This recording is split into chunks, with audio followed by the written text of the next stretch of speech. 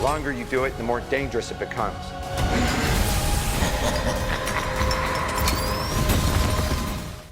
Hello everyone, welcome back to the Untitled Multiverse Project. I'm your host Tanner Dykstra, joined as always by my good friends Tucker Hazel and Abram Buhner. We're here today to talk about the film Spider-Man No Way Home. There's no faffing about at the top of this UMP.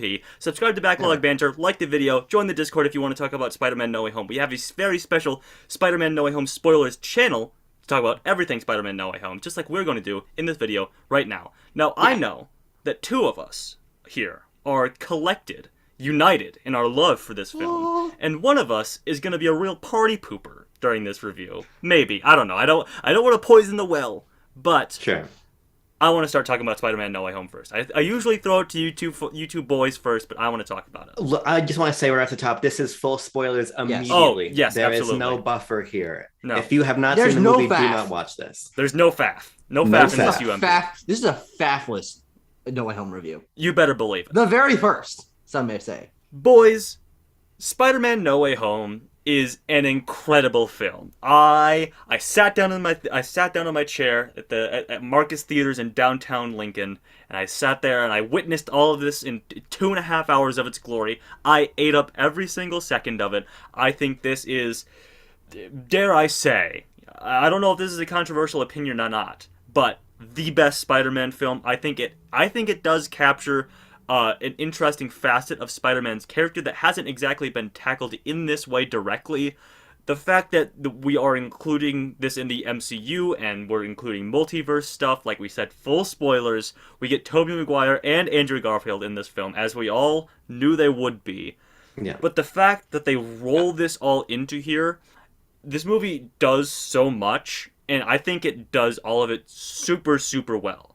And I think that's what makes this film so unique. It is like a flashpoint, if you will.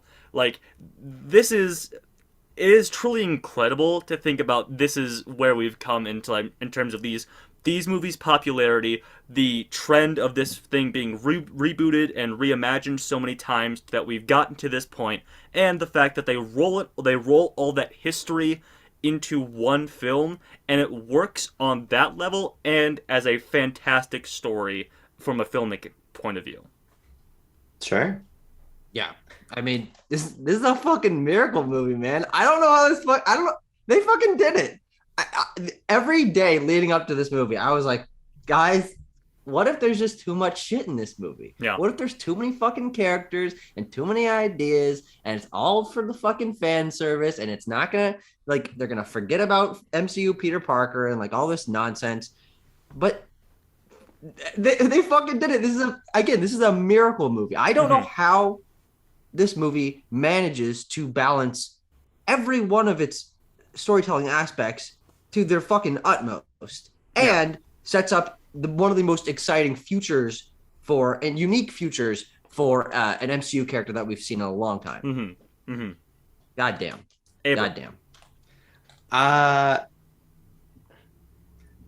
Okay, so I don't think this movie is great. Here's what I'll say about Spider-Man No Way Home. Okay. I am glad we're doing this review tonight instead of last night, as we were initially going to do, because as I gain a little bit of distance from the film, I think that a lot of my issues come down to the ending. I feel like that ending really soured the movie for me, and I want to discuss why that is, because I know that is a huge point of difference between us. But beyond that, I think Spider-Man No Way Home is an incredibly ambitious and fun movie. This is the most event feeling film that we've gotten from Marvel since probably Infinity War, in my opinion. But by that token, I'm not impressed by the crossover. That doesn't impress me, because we've seen this before. You're never going to do a bigger crossover than Infinity War. It's become a meme at this point, but you're just not, you know? Yeah. So well, Smash Ultimate, you know. Sure. Well, I'll let my biases show. I agree with you there. But inherently, the concept of a Marvel crossover does not impress me anymore. So what I'm looking for is a little bit more out of it. And I think what this movie does really well is it does pay off a lot of stuff. I think there are a lot of amazing payoffs. It felt like, not for everybody, as I want to get into, but I feel like several of these characters coming back did get paid off very well. Alfred Molina's Doc Ock, especially Andrew Garfield's Spider-Man. I think there is a lot here that makes it more than just a fan service fest, which it feels like from time to time, but I think deservedly so. Mm-hmm. But I just find this movie to be a little bit messy and a little bit unsatisfying. Hmm. Um, because I do feel like it leaves Tom Holland Spider-Man behind. I think Tom Holland acts his fucking ass off in this movie and has a lot of incredible sequences, but I ultimately feel like the narrative gets taken away from him in a way that I didn't quite find satisfying. So while I think this is a really great movie, I just don't know if I gel with some of these creative choices that they've made for this version of the character. Well, let's Sure. talk about that a second. Let's talk Yeah. about Tom Holland's Spider-Man. He is the center point of this film. You know, this film Believe it can or really not. be divided into Wow. like three kind of chunks of like the three Yeah. big things it's juggling. Like a 3 And- act structure. Something like that. Something like that almost. But let's talk about Tom Holland's Spider-Man because I wholeheartedly disagree. I think Tucker is right about this is such an interesting way for them to say, all right, MCU Spidey haters, you can get your part down, your poor Peter Parker. At the very end of this movie, they've greenlit another trilogy of Spider-Man movies. That's what we're going to be getting. But I also think that this does a very good job of wrapping up the MCU Peter Parker, the one that we first saw in Civil War and has gotten a number of appearances throughout the MCU. I think this does a very good job of wrapping up his sort of arc about his struggle with, we saw from his first appearance in Civil War up into Far From Home, which we recently reviewed, of him being challenged with this idea, being challenged with this notion of having to fill the shoes of Tony Stark. But I don't think this might lend some credence to some criticisms that MCU Spider-Man has never felt like Spider-Man. I think this movie changes that. This is where MCU Spider-Man graduates from that Tony Stark living in the shadow of Tony Stark role, and he flourishes into himself with the help of a few other Spider-Men who might not have had to live in the shadow of that stature of a superhero. And I think that's what is unique to this movie, is that they don't just include Andrew and Toby for fan service, which they kind of did, but they made good story usage of those two, good thematic usage of those two. Yeah. I agree with that completely. I think that Andrew and Toby, while I think that this version of Andrew really is not the Andrew we get in Amazing Spider-Man, I think he is nonetheless a compelling Spider-Man to bring in. I think the Spider-Men were great. My problem with it though is just that I feel like again he was subsumed in something much larger than himself, because my problem with Tom Holland Spider-Man isn't necessarily that he is the Tony Stark prodigy. Mm-hmm. My problem is that I feel like his world gets backgrounded. First it was for the Tony plotline, and now it's for the multiverse, because my issue is not necessarily that he isn't the ground level Spider-Man. My issue is that it's his cast of characters, his friends, Aunt May, the relationships he's setting up with New York and these people, and how he approaches these challenges. That's what I want more of, and that's what I always loved about Homecoming and what I wanted more out of in Far From Home. And here we don't get that. We're setting up the traditional Peter Parker as we're more familiar with in the Raimi trilogy.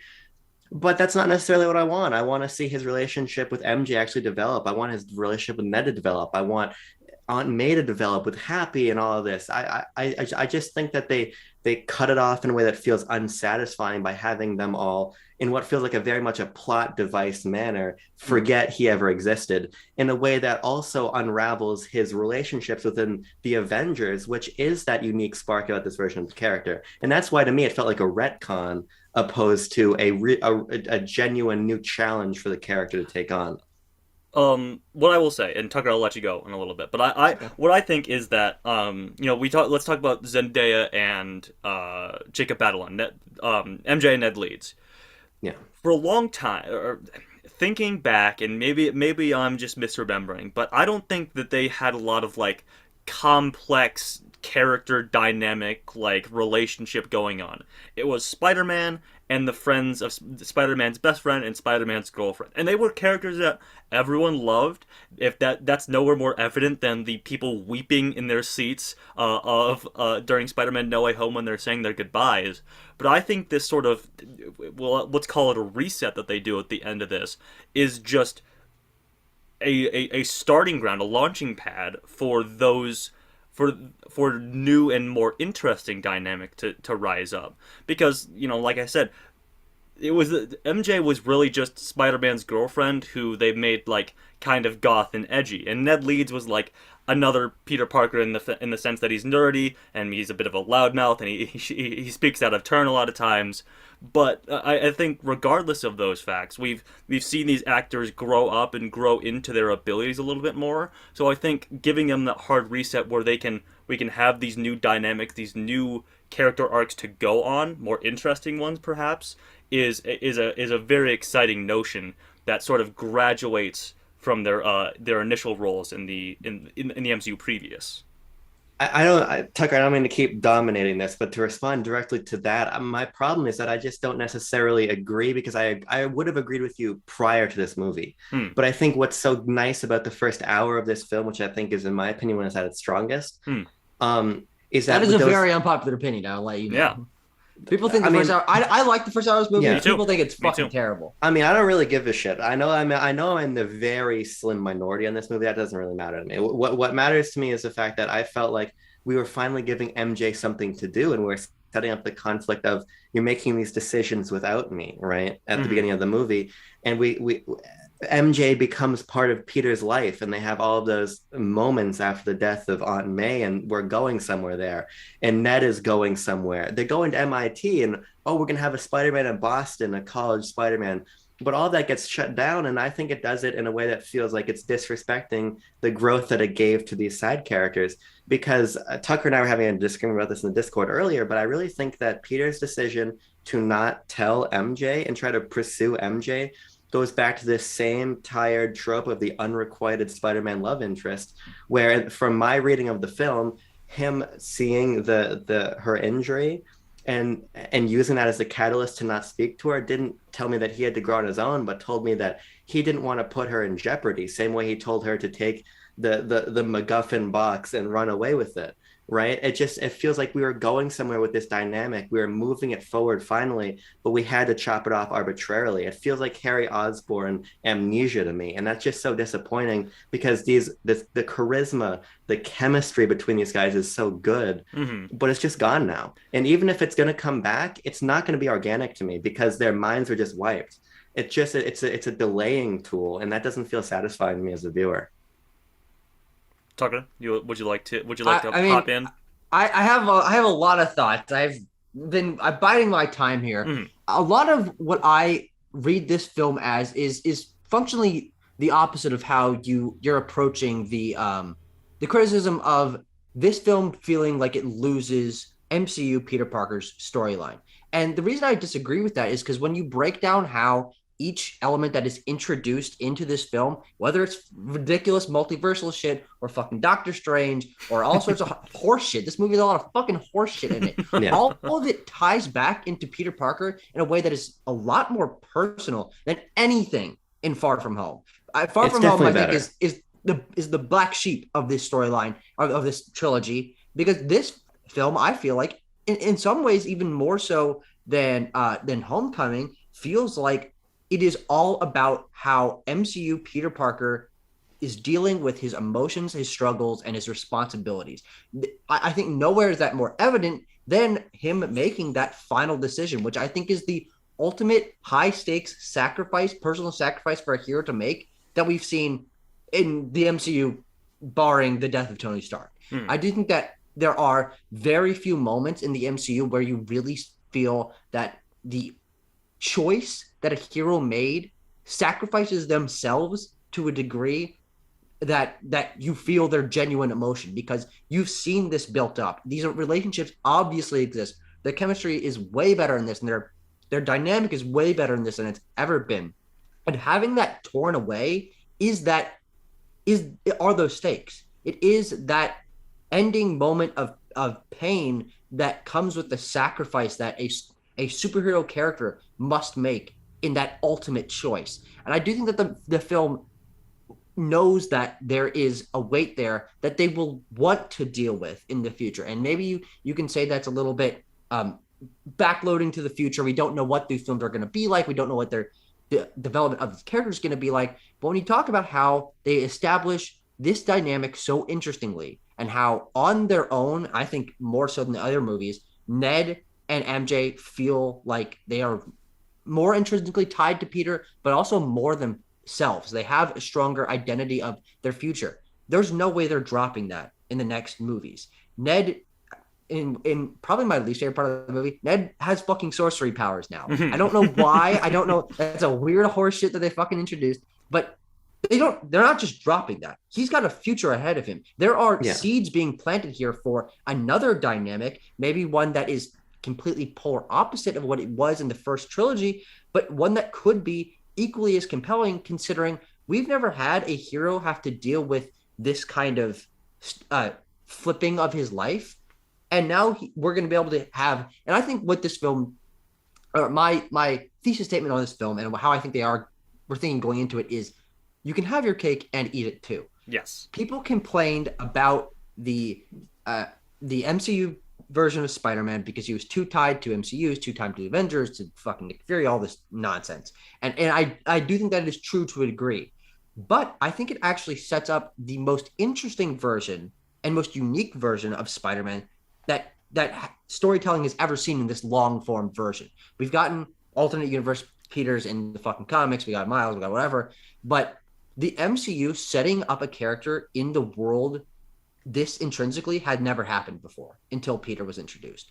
We got 3 fucking movies of that, of Iron Man and Nick Fury and Doctor Strange, and how Peter is relating to these older superhero figures and how that's allowing him to develop in a very unique way. And I think having that coincide, having the stakes and everything he loves being ripped away, coinciding with him graduating from fucking high school and the multiverse being ripped open and all these things, gives us a catalyst for an equally compelling storyline going forward that does more closely mirror the comics or the Raimi trilogy, or the things that people did felt that this Spider-Man was lacking. Mm-hmm. He has had so much fucking experience now. He has seen shit that no other Spider-Man barring the comics has experienced. And all of that is in his mind. And I think the idea of taking a Spider-Man that has seen this shit, had these relationships, and knows the stakes that come with making sure that with great power comes great responsibility, will make going forward his approaches to other characters even more interesting, because you can read between the lines of whatever fucking way he ends up talking to Ned or MJ in the future, that he knows what he could lose and he wants to try again. And I really do think that's where they're going to go with that, because we know these characters are established. We know they're going to come back. And I don't see a world in which they just drop this in an unsatisfying way. I think this is such an interesting concept, and the idea to pay that off is there. I think the foundation has been set in a way that you don't really feel with some other Marvel movies. I totally hear where you're coming from, and I like that concept a lot. And I think it comes down to, because we should probably move the conversation forward, but yeah. it comes down to, I just don't think I gel with the way that creative decision played out in the film, because conceptually I like that, but it reminds me a lot of when people were getting sad when half of the universe blipped away in Infinity War. Mm-hmm. And I knew, okay, guys, give it 365 days, they're all coming back in Endgame, right? Basically to the day. Yeah. And that felt hollow to me. But it served a very deliberate narrative focus that, in my opinion, really organically raised the stakes. Mm-hmm. I think that the difference for me here is that it just feels so inorganic to me. Because I like the idea of the older, more, or the the younger, but the more jaded, experienced Peter having to approach these relationships differently. But I can't help but read this decision, like some of the things that happened in the Star Wars prequel trilogy, as a meta decision that serves the larger community and the fact that the MCU is a business that has detractors along these lines. Sure. And that's why I don't respect the creative decision as much as if they had, in an ideal world, in my opinion, because if you want to say we developed Ned, we developed MJ, and then we killed Tom Holland, then you've got some fucking balls, and I respect that. Well, yeah. If they killed him and they brought Miles Morales in, and Miles Morales had that ground level fresh take on that version of Spider-Man in the MCU, I think that's amazing. But what I think we have instead is this place where Tom Holland's Spider-Man feels like he was done really dirty in his last film, when so much of the clapping in my theater was for everybody else coming back, and then this movie just shoots him off this way. And we know Ned and MJ are going to reconnect with him, but that makes it all the more frustrating because it feels like non-permanence. It feels like a retcon. It feels like we're gonna get back here eventually, but it just feels like Norman Osborn amnesia to me, I suppose. Harry. Yes. Well, and Norman. I guess and Norman. That's Yeah. actually a good And point. Norman Osborn, if we want to talk about... No Way Home is really Abram Buner's Green Goblin. It fucking sneaks into his mind. He blacks out, and he comes back, and everyone's dead around him. Who knows? Who knows what happened? Might I use this as a very smooth segue into talking about the plethora of villains that we get in this film? I'd like to start with the one, the only, Mr. Willem Dafoe, who I think is an absolute show stealer in this movie. He is. Oh, yeah. He saw that they underhand pitched this movie to him, and he knocked out of the park. This is a goddamn grand slam for Willem Dafoe, because he starts out and he's the villain that's like, you're like, okay, so they're sort of fixing Doc Ock, they're fixing Green Goblin a little bit. They're going to be the reformed villains. They're going to be the ones that aren't so aggressive towards Peter Parker. But nay, Willem Dafoe has his Green Goblin powers in his back pocket the whole time, and he knows when to whip out that trap card in Happy's apartment in that scene before everything goes to shit. And spoilers again, we said at the top, Aunt May dies. Imagine if you're fucking 20 minutes into this review and you're like, wait, this What? God damn it. But the decision to kill Aunt May, I had no idea was coming. No fucking way. I think that's a very bold decision. Quite honestly, that and it makes sense if you think about it for a little bit, because she delivers the Uncle Ben, with great power comes great responsibility line. That phrase is cursed, as we all know in Marvel movies. If you say that, you will die.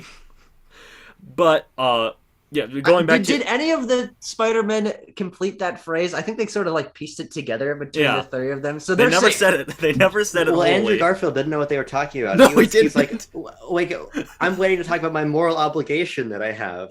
Oh, that's right. I want to talk about the other Spider-Man and like the comedic stuff and all that in a little bit. But I got a little sidetracked. We're talking about the villains right now. I think Willem Dafoe is great. There's that one sequence when they're fighting through that apartment building and Spider-Man's beating them up, and his face and his head just keeps turning back with his smile grows bigger and bigger.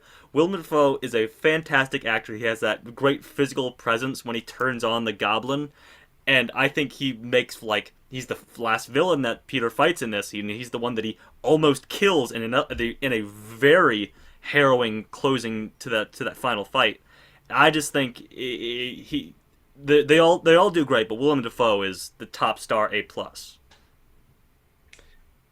I think that his performance is so good that it makes me overlook the largely tenuous relationship the multiverse plotline has to linear plot sense and character motivation. I have a hard time understanding why half of these villains were here. I have a hard time understanding exactly what is happening because of the spell, why Toby is here, why Andrew is here, why they're fucking rooting around in alleyways when they're Spider-Man. Why can't they just go find the fucking villains, right? I think that the multiverse storyline relies on a lot of convenience. However, this is an event movie, and the convenience is fun. And these guys really... I think the villains really are carried by Alfred Molina and Willem Dafoe, who both give fantastic performances. I think the other ones, I think that Jamie Foxx does a good job. The others are various degrees of completely forgettable, but it is very fun seeing particularly Willem Dafoe he is way more menacing here than he ever was in the Raimi movies, I think. And I think he delivers that really well, and that kept me engaged even when I didn't really understand the sudden flip of the villain's characters or exactly what we were going for there. It was still very fun to watch unfold. Sure. The thing about the villains to me is that I think they handled them so much better by not giving them as much screen time as I thought they were going to. If this were a more quote unquote traditional. This fucking movie's strange 7 ways from Sunday. But if this was a more traditional villain plotline, these guys would have had a ton more focus. I think the idea of making them not people who are obviously not entirely against Spider-Man makes them way more interesting and way better pieces of this plot to the degree of which I don't mind that Lizard and Sandman are just stand-ins. They're filler to a certain degree, but I think that ends up working in the way of Spider-Man finally having to deal with villains on a more person-to-person level. And we've gotten glimpses of that in the past when Andrew Garfield is talking down Max in Times Square, or the heart-to-heart of that Doc Ock and Spider-Man have in Spider-Man 2. There are these great moments, but I think what this film does best is recontextualizing all those characters and making them a lot more nuanced and better parts of Tom Holland Spider-Man's storyline. The way that they're introduced, they're confused, they don't know what's going on, they think they're going against their Spider-Man, and then they're jarred to reality that no, this is bigger than them. This is bigger than the petty conflicts they had back in their world. And then they have to learn to trust Peter, and he has to learn to trust them because they realize, and he knows, that there is something darker at work here. The fates of these men's lives he holds in his hand. And I think it really impacts almost all of them. Lizard is the clear fucking example of he's entirely fucking useless. I would go ahead. I want to say very quickly that everyone makes fun of the Lizard plotline in The Amazing Spider-Man, so I do love that they made that a joke in this too. He's like, I can help you, Mr. Osborn. He's like, by turning me into a lizard. He's like, yes, by turning you into a lizard. Yeah, I think that's hilarious. But I do think that, again, they made all these characters make sense. I think the fact that this is not just a closing to this trilogy. This is a closing to every previous live-action Spider-Man movie in a insanely satisfying way. They were able to close off plot lines and character moments and concepts and jokes and meta-narratives from all these movies within the fucking 2.5 hours that we're watching here. And I think that's really why I lean towards this being a fucking miracle movie. I don't know which genius came up with the idea of making them relate to Peter on a more human level, but it gives you a chance to see different sides of everyone, and also doesn't make it a fucking boom bang fest constantly. I love that we get more down to earth moments from every character in this movie, even the villains, to the point where I say this movie does not have a traditional supervillain. The villain in this film, to me, is Peter Parker wrestling with his own responsibility and anxiety and having to get over the fact that he's never been forced to make a decision that will impact him to this level. That being the villain makes this film more personal to Spider-Man than I think any previous live-action Spider-Man has. I really do think that. But what I will say, Tucker, I agree with you, and I think that's an interesting point to raise when you think about like the main conflict between Peter and the villains is that he feels responsible for them. They are his responsibility, and he has great power, and so on and so forth. But the struggle that he has of like, no, I can't kill them. I know if I send them back, I'm basically sentencing them to death. I'm going to try to reform them.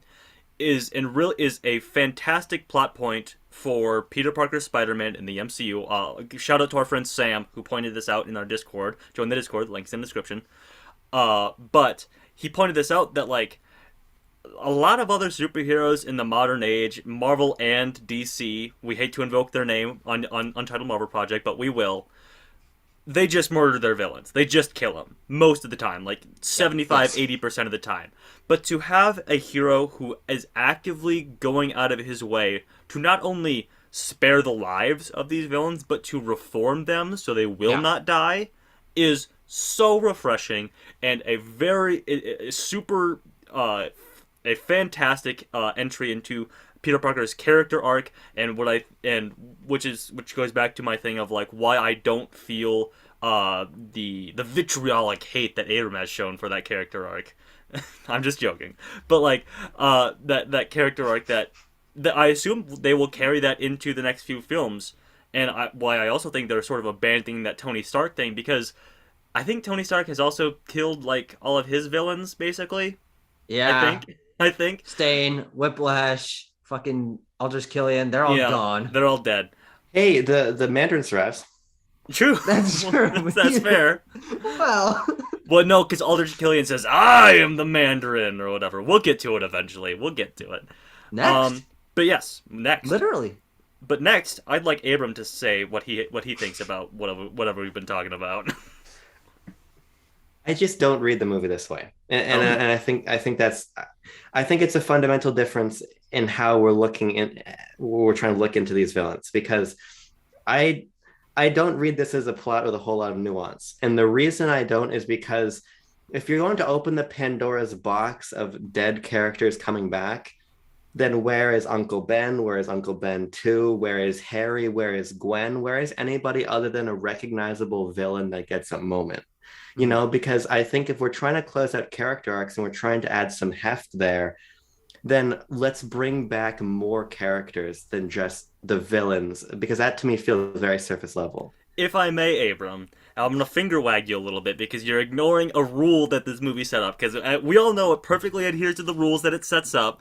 And this is the other problem. They only bring back characters who know that Peter Parker is Spider-Man, Well, which includes Ben Parker and fucking MJ and stuff. That's what he was getting at. Gwen knows, Harry knows. Oh, good point. Yeah, okay, I see. Well, they didn't want to get those actors back. This movie was overstuffed.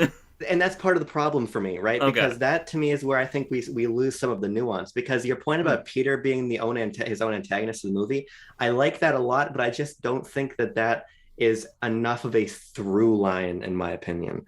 Because we get moments of it throughout, but Peter's like, I'm just gonna go hit the fucking button and we're gonna call it a day, send them back to where they belong. That's what we got to do. Mm-hmm. But then May is like, no, you can't do that. And he's like, yep, you know what, May, you're absolutely correct. If she had told that to him after she died, and that kind of catalyzed things, I think you could have reshuffled some plot points to make me believe that a little bit more. But the other problem is that I don't think that the Reformation has nuance either. Shoot him with the thing, he's not a bad guy anymore. I think it takes away some of the weight of these characters, where if you fucking put the battery on Electro, he's back to being a regular guy, and you reformed him, and that's done. You hit Norman Osborn, and then that's a little bit more excusable because the Green Goblin's like a parasite within him. Mm-hmm.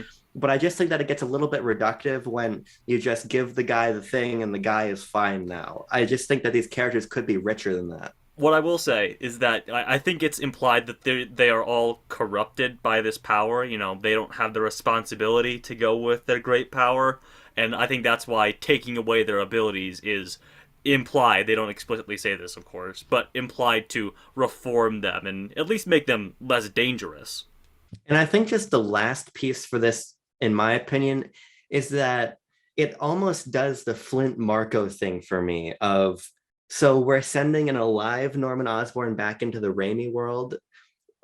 How does that change the interplay there? Like, it feels like at a certain point, the death of Norman Osborn was such an important part of how that trilogy unfolded that it feels like it loses some weight when we bring him back to life.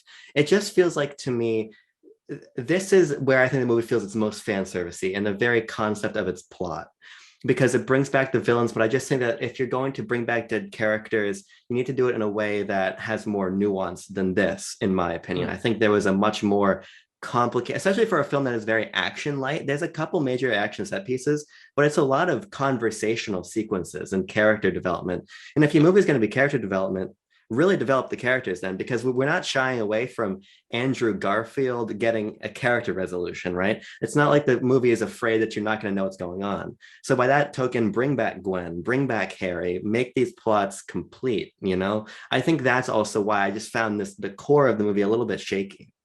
I think, so to wrap up the villain talk a little bit, the reason I disagree that they are not treated with complexity is that when you really break down each character's motivations in this specific movie, you can really trace that back to where they came from in their own world, that scenario, and how the confusion of this world is impacting them. I think I obviously Doc Ock is the I feel he's actually the core of this movie. I know that not Norman Osborn ends up being the end goal. But the way that Otto Octavius as a person and the conflict that was set up within his own mind at the end of Spider-Man 2 with his overpowering the fucking tentacle AI and sacrificing himself and all of that.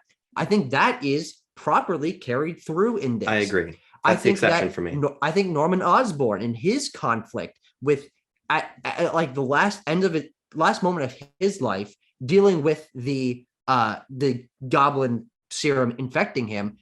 Norman Osborn as a person never wanted it to go this far. I think that also applies to Max Dillon and Flint Marko. Flint Marko, not actually that much of a bad guy. He was forced into these situations. And the way that he shows up and helps Peter at first against Electro, I think is phenomenal. And the way that his character arc in this movie is not that, okay, Spider-Man's a good guy, I'm a bad guy, I need to team up with this guy, but is that he doesn't trust this version of Peter because he has no history with him.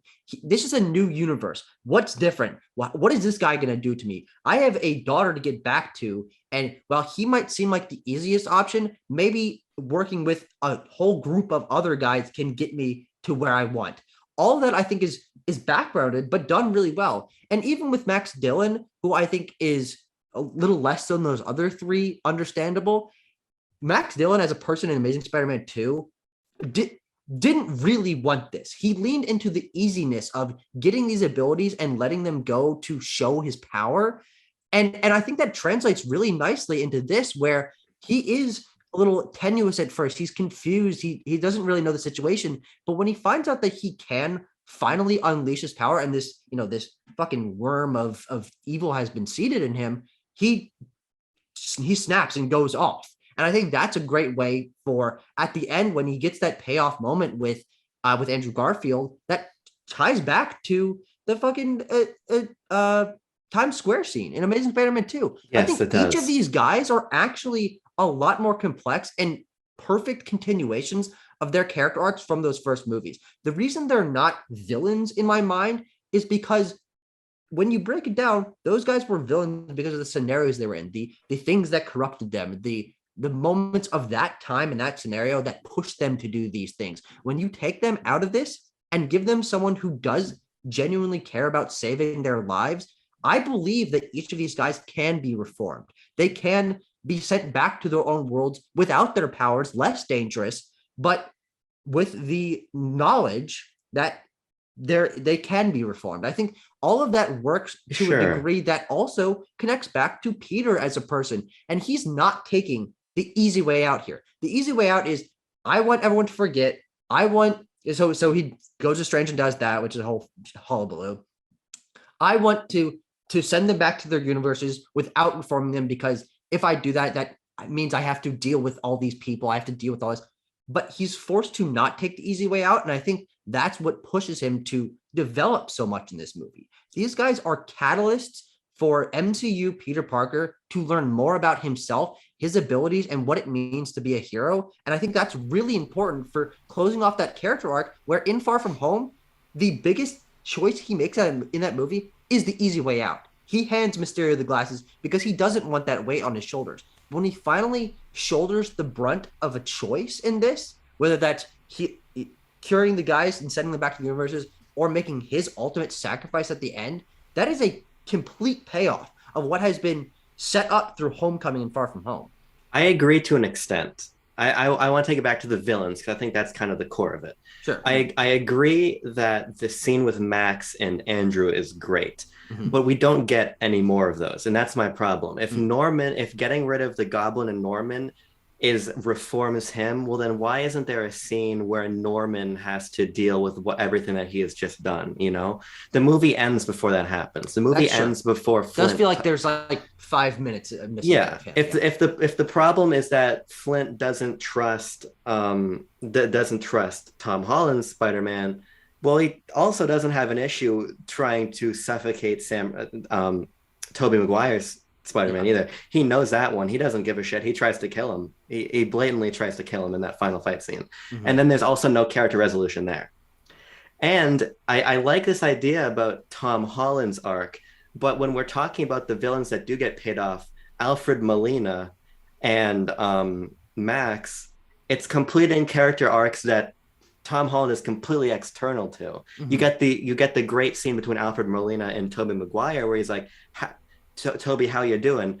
I'm trying to do better. Great moment, great payoff for those two characters. Max and Andrew, great payoff for those two characters. Yeah. Norman, unresolved in my opinion. Flint Marko, unresolved in my opinion. And completely external to that is Tom Holland. That's where I feel like the movie becomes overstuffed in my opinion. The reason I would say that's not actually an issue though is because I think it shows that even though he's not a part of these people's lives, he doesn't know their scenario. He doesn't know who they are necessarily, but he has the inherent good to not care about all of that. It's not important. What's important is doing the right thing. And I think this is where the meta narrative of the fact that this is fucking 7 movies in the making and the story of this film come into contact in a way that I think works really well is this movie is intended for you to know those characters' histories, and having them resolved as the final appearance of these characters is intentional. Whether or not that makes sense within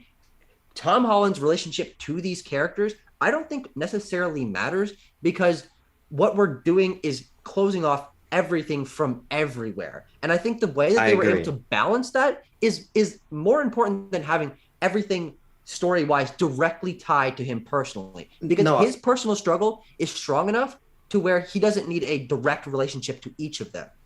I personally disagree in the sense that he doesn't need to be the central point of the movie, but I agree with you in the sense that it relies upon these past films and pays them off in a way that feels genuine. And that's why on the whole, I actually really quite love the movie beyond Tom Holland's involvement in it. And that's why I end up feeling so conflicted, because I do think that it does a great job with Alfred Molina and with Toby and Andrew, who we should talk about next. I think it does a great job with these characters. Even though I still have a hard time buying they're just Ned fucking all of a sudden can do magic and all of a sudden he just finds Tobey Maguire fucking rooting around in a dumpster. Like, it doesn't really matter to me, because I have grown up with with Toby's performance. We've just revisited it. They seen them be paid off. That's why I like this movie. But that's what this movie is to me. It is the big event movie. It is the literally my crowd was going crazy. I was in the Friday night midnight showing for Endgame. I've been in opening weekend Star Wars movies where crowds go nuts, but this was something completely different. And that's super cool. I don't like it just because I'm not a person that likes loud noises. So when the woman's like screaming in my ears, I just personally don't like that. But the type of movie that this is the movie where you care that Andrew saves MJ in what I think is the best sequence of this entire film, in my opinion. And you care about that, and that's why this movie works. But I just wish it had worked for me on that Tom Holland level too, because this is supposed to be his trilogy. And my problem beginning with Far From Home is that it stopped feeling like his storyline to me. And even if he does have this backgrounded character arc, I want him to have the foregrounded character arc, you know? I'm honestly confused about that though. And I think, Tanner, maybe you can springboard off of this a little bit, is that what I'm trying to say is that each of the elements of this film, no matter how fucking multiversal horseshit they are, they feed directly into only Tom Holland's character arc. Everyone else has their own supplemental things, but every scene in this movie is focused on him dealing with that to the very end. Everyone there is there to support him and funnel into his character arc. I agree. I mean, I think that there might be loose ends in here. I think Abrams, tugged on a few of those, but I think there is an undeniable main avenue back to Tom Holland, like you said, Tucker, in every single aspect of this film. Whether it be him trying to reform the villains and taking an active choice to not kill them in cold blood, or him trying to take the easier way out again with Doctor Strange, or his relationships with Ned and MJ being fleshed out, being brought up to a new degree in this, and then him having to make that really hard sacrifice of letting them go at the very end of this movie. I think there's an undeniable main avenue back to Tom Holland in every single aspect, and whether you think that works or not is personal opinion. But I think the fact that none. There are zero elements of this film that feel. There are zero main elements of this film that feel tangential to Tom Holland. 100%. And I will say, because Yeah. we said we were going to talk about it, but you guys had your little back and forth, which I appreciate. We got to talk about Tom Holland and Andrew Garfield. Not Tom Holland. Tom Holland, Andrew Garfield, and Tobey Maguire are the three Yes. Spider-Men in this movie. I don't know if you guys knew that, but. And Abram, you brought up the audience reaction to these guys coming in. It was bonkers. Tucker, I don't think you've talked about it at all, but I assume it's the same for you. The crowd went nuts. My crowd was surprisingly tame. Really? I mean, there was cheers, Sure. and there was like giggles when the memes happened and like all this stuff. I do But- like that they only did the one meme. They only did the. It was appropriate. I'm something of a scientist myself, which Yeah. it, That was it really was funny. fucking It was funny. It was funny. Um, I think yeah, the no, humor my- is good my- on the whole, by the way. 100%. I agree. Yeah. But yeah, my crowd was. I mean, they reacted, but I think appropriately. It wasn't end game levels for me. And I think the reason that I sort of lean away from this being solely focused on that fucking what's the word that Martin Scorsese used? Fucking joyride. roller coaster. roller or something coaster. They like that. talk yeah. about Martin Scorsese in this movie, by the way. Oh yeah, they make a little reference. He's Goodfellas like, reference. oh yeah, there's Yes. wicked crime. And well, they also do mention Oh Goodfellas. yeah, they do Happy bring does up Goodfellas. That's Yeah. right. That's true. Happy Hogan would be a Goodfellas fan. That's true. Yeah, that tracks. Yeah. But the fuck was I saying?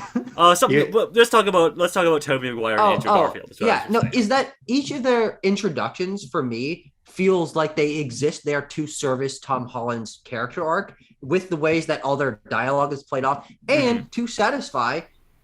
In my opinion, this movie is actually not surprising. I think the only two ways that it surprised me is May's death Mhm. and the choice that he makes at the end. Yes. Which honestly, I thought this movie was going to end with him fixing all that, but that meaning that everyone still knows that he's Spider-Man. Okay, we have to deal with that going forward. I did not think that they were going to do a fucking wipe. I thought it was going to be maybe at best a part wipe where May and MJ and Ned still get to know. Yeah. But those They go two are all the only in. ways that the movie surprised me. Yeah. Everything else, I felt like I could have fucking scripted in my mind from, okay, people want this to happen. People want this to happen. But the ways that they included all of it and all the conversations and all the references and all the tying back to each character arc from fucking 7 other movies blew me away because it's a balancing act that I think must have been so hard to do. There is restraint shown in not having every single element of it come in, but only I feel like the fan service only really slips through when it feels well. Okay, that's not true. Not only, but for the most part, slips through when it is relevant to the characters' scenarios and their arcs. Yeah, and the inclusion of Andrew Garfield and Tobey Maguire in C to B tier roles in the film in terms of screen time, and showing up 2/3 of the way through is the clearest example of that. They show up to help Tom Holland, and the way that they all interact services closing off their character arcs to a certain degree. They each get their own little moment, but for the most part, they're there for the final goodbye of Peter Parker, MCU Spider-Man, being related to other superheroes on this core level. Yes. And the way that they can all relate to each other, I think, is why that works so fucking well.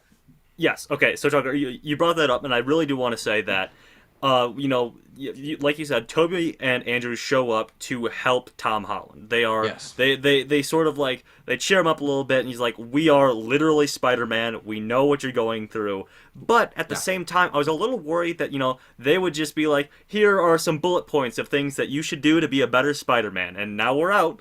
But they all teach each other. Exactly. That's my favorite thing. It's so fucking good. The fact that that Tom Holland is the MCU Spider-Man gives him the opportunity to sort of know how, and they explicitly say this in the film. It's a little on the nose, but I still can excuse it, and I still love it. Where he's like, I've been on a team. I know how to work as a team, because these other two Spider-Men, they exist in the Sony universe, where they're the only superhero in the whole wide universe. But the fact that they give Tom Holland that opportunity to teach these two 30 to 40-year-old men is fantastic, and I love it. They give this 30 to 40-year-old man the opportunity.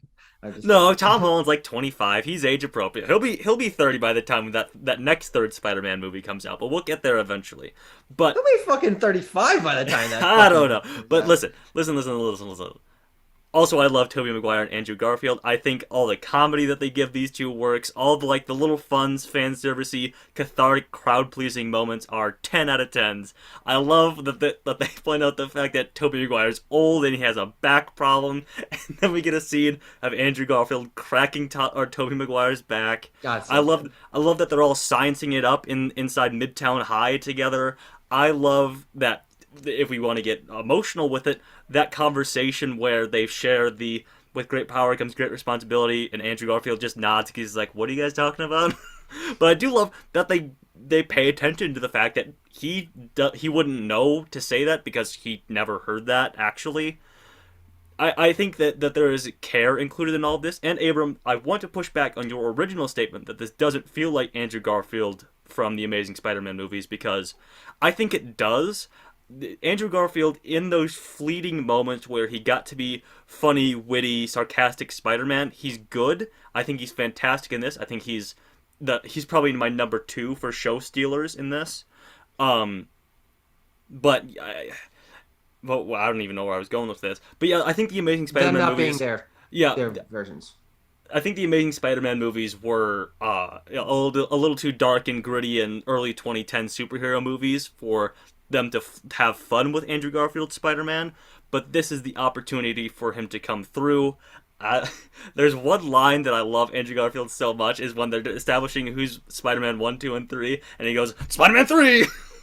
That's exactly the vibe that you got from him in those first two. He's like, "Fuck it, all right, let's go." Yeah. Spider-Man 3, I don't know. I mean, it's hard to really push back on that because those Amazing Spider-Man movies are complete fucking garbage in the first place that have no internal consistency for their own character.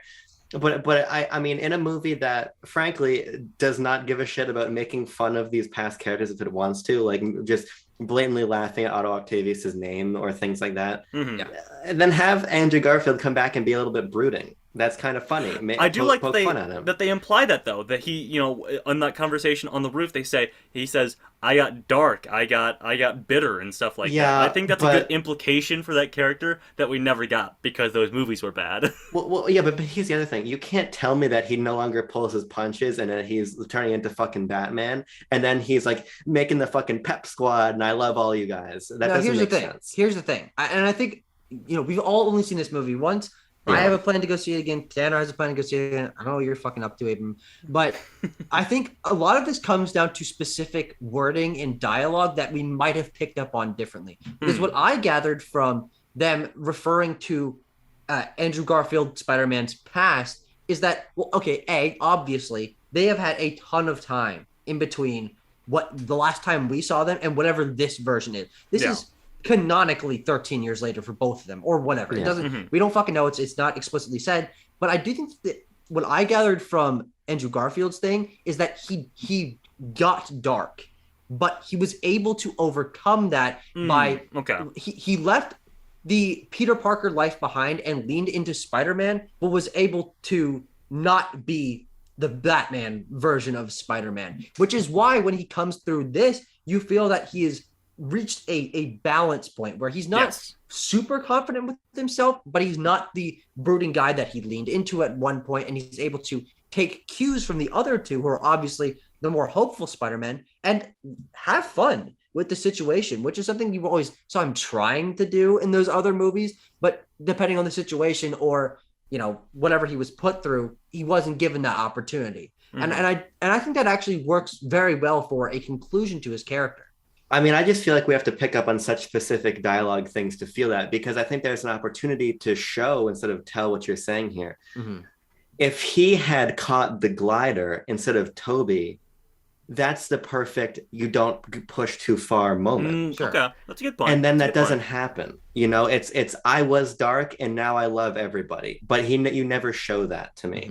And I believe that if you're going to have this character vacillate in tone so much, he needs it to do an action that demonstrates that. And I think stopping him from killing Norman would have been that action for me to be on the same page as you. Yeah, that's a good point. I mean, the only real weighty moment that they give him is catching MJ, which again Best moment in the film. is a great moment. My favorite, at least. Sure, fair enough. It's up there. It's up there certainly because Andrew Garfield, like I said, number 2 for show stealers, probably also number 2 most talented actor in the roster here. He's just acting his heart out in that he starts breaking down crying and everyone in the theater is like, oh my god, Andrew, what are you doing to me here, baby? No, But- I agree, and Yeah. you guys got to stop putting me on the fucking Spider-Man hate bandwagon for a second, because I want to praise these guys too. I think the Okay. Spider-Man stuff is Then really do it, Ava. fun. We're not stopping you from doing it.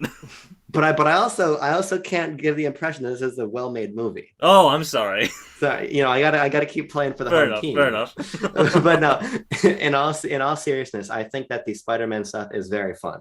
I will say, just from a filmmaking angle, if you're going to have 3 somewhat similar looking white men with brown hair in Mhm. frankly incredibly similar costumes, please I don't disagree. set your please don't- when it is nighttime and you're swinging around, it is hard to tell which Spider-Man is which Spider-Man. Is what I'm saying. Sure. Okay, I can understand. But I don't You know- necessarily think that's important. No, but I just I would have liked a little bit more variety there, so I could have seen them a little bit better. But the fact of the matter is, when you're in that room and you're working, you're fucking cooking up your potions to cure everybody. Yeah. That scene is full of so much heart. I love when Ned goes to Toby and is talking about or does he go to Harry? Because this fucking stupid plot line happens in both, unfortunately. Whichever one he talks about Harry Osborn being corrupted. Yeah. Oh, Is it was is Andrew. It was Right. Andrew Garfield. Which He's like, is oh, why my it's- best friend got corrupted and he tried to kill me. Which is a little bit weird because it should be for Toby, but who really cares at the end of the day? It's small potatoes. I think, quite honestly, I think Tobey Maguire, it might have been the harder one to convince to come on board with this movie because he's Yeah. 40 plus, so he might not have wanted to be. He also has not been in a movie for almost a decade. Yeah.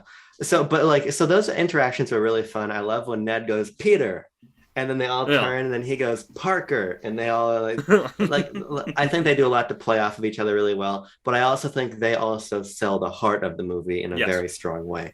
When they're on the rooftop and they're like, I lost Ben, I lost Gwen, these moments, that's all really good stuff. Yeah. I just think that this movie has the Force Awakens problem of if you're going to movie. No. No, I think this is nothing less than a good movie, but I also Okay. think it's much more than a very good movie in my opinion. But Hmm. for the old losers who saw Force Awakens, that movie was good because you got Han and Leia back and Chewie, and you see Luke for a second, and they just overshadow everything else happening.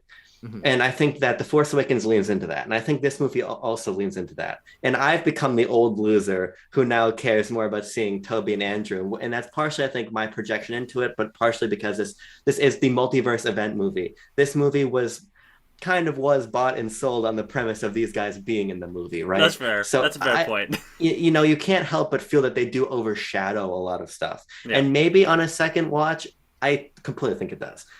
And that's just also the way my crowd watched it too. Hmm. Nobody, not a single time when Tom Holland did something did anybody in the crowd clap or react ever. It was What? when Wow. Toby showed up. It was when Andrew showed up. And I felt that because I think that is when the movie's at its strongest, because it's cool seeing them together. Even if it doesn't necessarily impress me because we've seen crossovers much bigger than this, it's cool to watch their character arcs paid off when both of those, when the trilogy and then the duology were just killed. Mhm.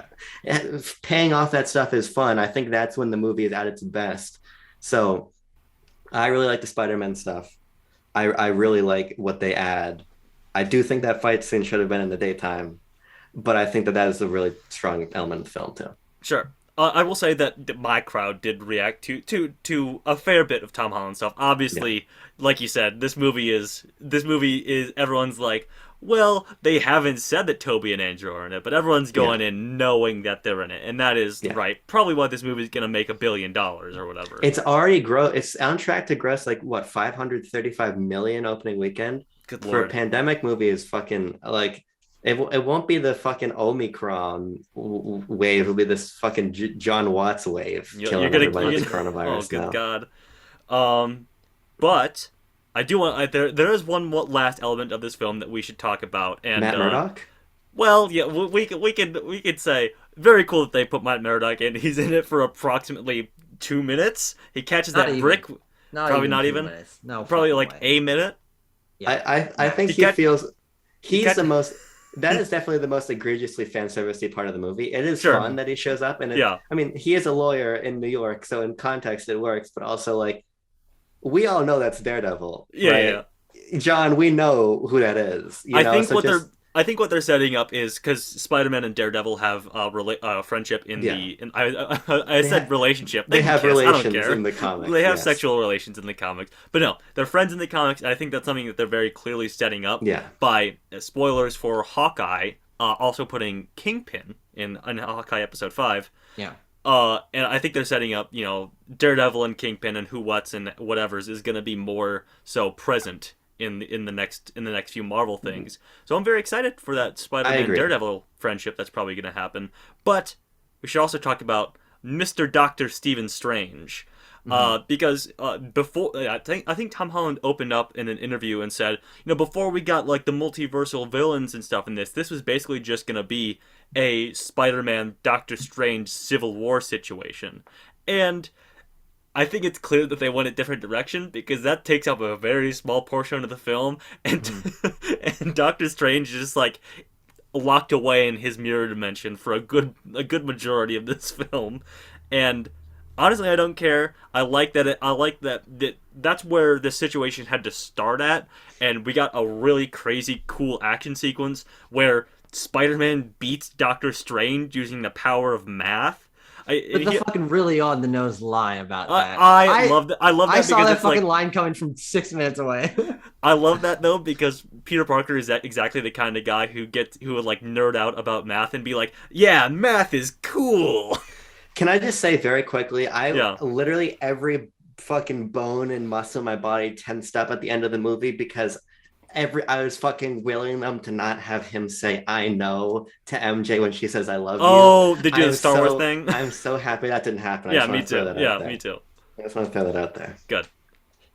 Doctor Strange, I think, is an element of this movie I'm not particularly in love with, but I would say that everything that is there, it makes a lot of sense. I don't think there's anything here that feels out of place for either of their characters. No. And the way that they have developed this relationship that has been they've been passing each other by. I mean, they've been brushing occasionally, but like the way that this has been established, I think worked very well. And it was believable for both of them. And even if Strange was locked away in fucking mirror dimension for 12 hours, everything about him before and after makes a lot of sense to the point where I'm glad he's not diddling around in the background for the rest of the movie, because what I think this movie does and why I think it is a miracle that it works as well as it does is that there is a genuine economy of storytelling going on here. You don't have 6 fucking plot lines going on at once. You don't have all sorts of side characters going off and doing their own thing. It is Tom Holland saving these guys and his crew helping him with that.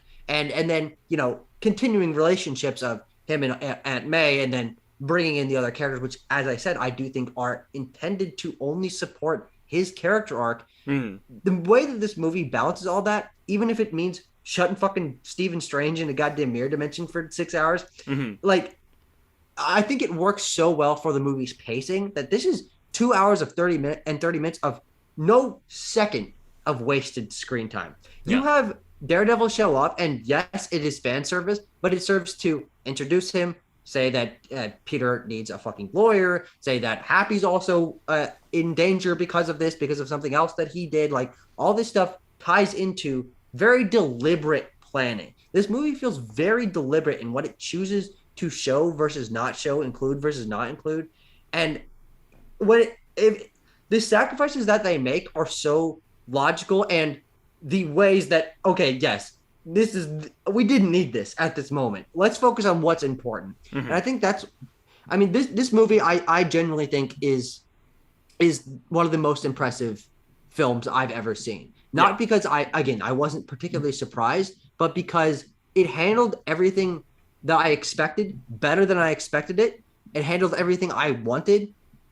I didn't even know that I wanted, and in the small ways surprised me in ways that make me very proud of the confidence of this film. This film is I think that at its core, it is the strongest personal Spider-Man story. I think it is one of the best Marvel movies from a fan service point of view. I think it has one of the strongest sets of character moments in the entirety of superhero filmmaking. And I everything that this film has going for it knocked out of the park at least a 9 out of 10, but those 9 out of 10s are so few and far between that I'm going straight into the scores. You guys can also give your fucking final thoughts, but this movie is a 10 out of 10 for me. This is one of the best films I've ever seen in my lifetime.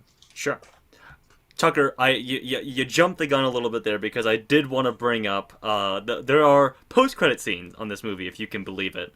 They don't really matter that much. I want to say, don't you bite your tongue, sir. Bite your tongue, because that mid-credit scene is one of the funniest things I've ever seen in my life. You thought that was funny? No. That scene sucks. No. Awful. Not for the reasons you think. For the meta reasons behind it. Oh, no, you're right. Okay. The meta reasons being, sure, at the end of Venom Let There Be Carnage, they Tom Hardy's in the goddamn MCU now. Tucker and I did a whole discussion about it. Holy moly, what's gonna happen now? And then throughout the whole movie, you're like, when's Venom gonna show up? Where's Venom? Where's Tom Hardy at? Where's Eddie Brock?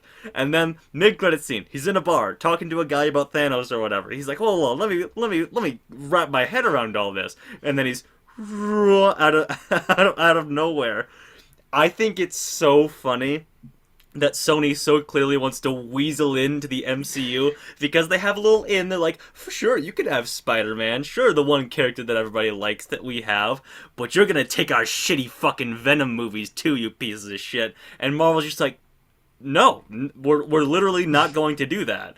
But we will take we'll take a little bit of Black Suit from you. We'll take a little bit of Venom. We'll stick that in our back pocket and save that for later. And Sony's just like, but wait, what about our universe? What about our characters? We have what about the Spunk? We have a Morbius movie coming out. Vulture's in that, and I can't wait for Marvel to be like, that's not Vulture. That's not him. I don't know what you guys are doing, but that's not Vulture. I think it's so funny that they're just rejecting them at every single layup that Sony's trying to put into the MCU. Funniest shit I've ever seen in my life. I value my time, so I haven't seen either of the Venom movies. So that's fair. I mean, the fucking symbiote just falls out of the sky in Spider-Man 3. So like, this didn't even need to happen. The portal could have opened to like a multiverse, and like just symbiote goo could have fallen out of the sky and accomplished the same thing. So that's why that scene just it's so pointless. But it doesn't really matter. I don't really care about post-credit scenes, frankly. They're a bonus, so yeah, whatever. And we got a sweet ass Doctor Strange Multiverse of Madness trailer. Yeah, which is pretty cool. I'm actually quite excited for that movie. But I mean, I guess I gotta fucking watch WandaVision now. Apparently, WandaVision as this guy. I guess if we're coasting into final statements here, my biggest surprise in the movie was that it had an actual plot. My biggest concern going into this movie is it was going to be just fucking. It was going to be Ready Player One, but for things you remember from 20 years ago. Oh, okay.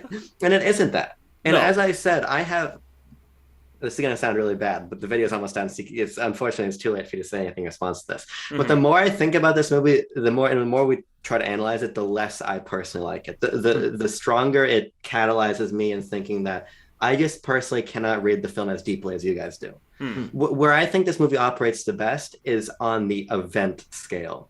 Of being in literally the very earliest showing on the East Coast I could have possibly found, 3 p.m. on a Thursday, and being there with the crowd as they are like fucking freaking out, and we're seeing the multiverse stuff, and we're seeing Alfred Molina pay off, and we're seeing Andrew catch MJ. That to me is why I like this movie. I do like Far From Home, or No Way Home. I don't like Far From Home. That's the first time I think it happened in the video, by the way. Yeah. But I can't buy into their treatment of Tom Holland, because I feel like you could accomplish what we're talking about in a way that felt more elegant and felt like it was either more deft or more rewarding in terms of relationships paid off. Yeah. That said, I still enjoy the film. I still had a good time watching it. And this was the first time when I was in it. Well, no, because I like, never mind. I'm not going to say that because it's not Okay. true. I like No Time to Die way more than this. I was going to say this is the first time I feel like I should have been back in the theater, but actually, no, it was No Time to For Die. the sake But of this time, is the best phase 4 or 5 movie, whatever we're in now. Yes. Abram, shut the hell up. For the sake of time, I will forego my closing statement because I feel like I got my thoughts out, and I'll basically just be saying stuff that Tucker said because him and I, like I said, are united on this film very closely. But Abram, I will say you talked me down just a tidge.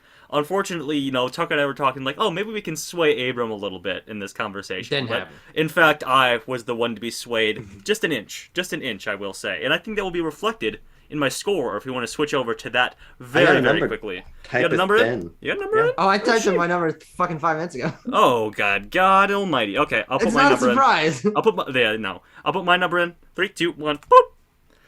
Alrighty then, folks. Let's take a look at this.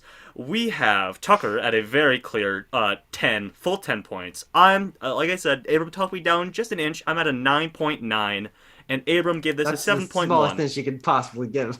It turns out, folks, this is my third favorite Spider-Man movie we've watched.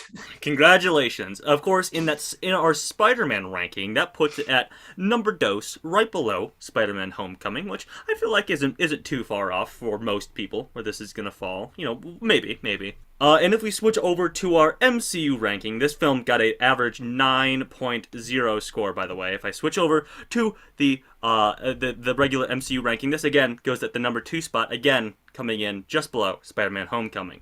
Folks, I'm very happy with that placing, with that placing, quite honestly. Yeah, I have no issues. Does anyone else have any closing statements?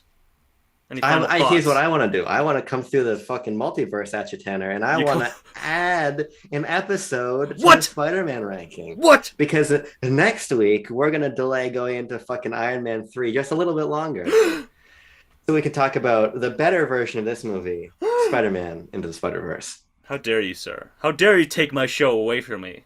Well, folks, you heard Abram wrote it. It's written in stone now. We'll see you next week for Spider-Man Into the Spider-Verse. Catch you then. But what Advertised. about Morbius? What's his name? Morbus. No, yeah, Morpheus. You got it. No, he The said fucking Morbus. girl sitting next to me said, "Oh, I thought his name was Mobius." So I'm not alone. What is his name actually? Morbius. Morbius. Like a morbid, like No, a vampire, like Dr. Michael Morbius. like Dr. Michael Morbius at your service. That movie looks terrible. Oh, it's God, gonna be I can't fucking shit. wait. That was the first time I've ever seen a trailer for it. Oh lord, That looked it's gonna fucking be so, terrible. it's gonna be so terrible. They're gonna make 3 of them, probably, Happened with Venom. and they're gonna try and shoehorn them into the MCU in the post-credit scene of every one of those movies. No, there's no faffing about at the top of this UMP. I promise Really? you that. Really, really. Watch this. Okay, let's see. Watch this. Oh, I can feel the faff leaking out of him. Oh,